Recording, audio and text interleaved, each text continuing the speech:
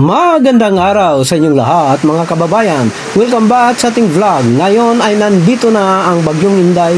Pag-uusapan natin ang napakahalagang gawain.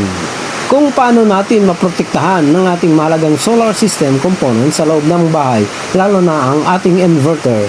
May tumutulo na palang tubig ulan sa mismong itaas ng ating inverter.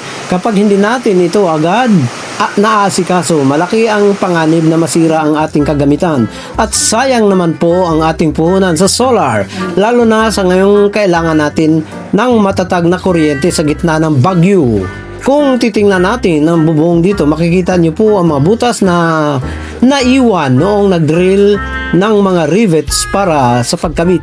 Dito po talaga pumapasok ang tubig kapag malakas ang ulan at hangin ng Bagyong Inday. Kaya ngayon, nakaakyat na tayo sa itaas para ayusin ito. Ang gagamitin natin ay Elastoseal. Subok na po itong matibay at epektibong pananggalang sa pagtulo ng tubig. Ilalagay natin ito ng maingat at buo sa ilalim ng bubong kung nasaan ang mga butas at pagitan para walang matitirang daanan ng ulan. Mga kaibigan, mag-ingat po tayo palagi kapag umakyat sa bubong, lalo na kung medyo basa ito. Gawin natin ito ng maingat para hindi tayo madapa at matapos ng maayos ang ating proteksyon. Kapag naisara na natin ang lahat ng pagtulo, masisigurado natin manatiling tuyo at ligtas ang ating inverter at iba pang solar part sa loob. Hindi mapuputol ang ating kuryente at hindi tayo magkakaroon ng dagdag na gastusin sa pagkumpuni o pagpapalit ng sirang kagamitan.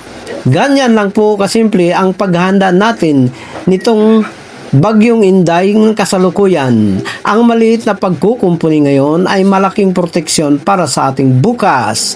Manatili po tayong ligtas, mag-ingat sa hangin at ulan at huwag kalimutang manalangin para sa kaligtasan ng bawat isa sa atin, lalo na ang mga nasa mas mahihinang lugar.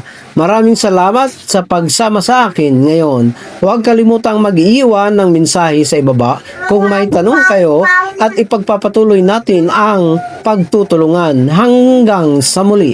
Ingat po tayong lahat. Maraming salamat po. Thanks for watching.